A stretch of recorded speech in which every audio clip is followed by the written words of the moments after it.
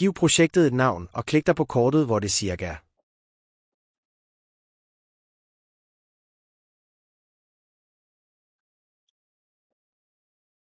Indtast koordinatsystem og højdesystem. Det er som regel oplyst af landmåleren.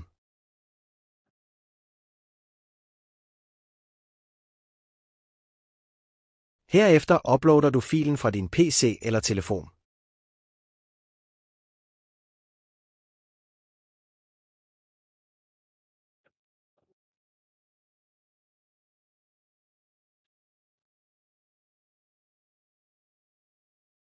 Herefter knyttes en maskine fra dit firma eller et kendt DBSN-nummer.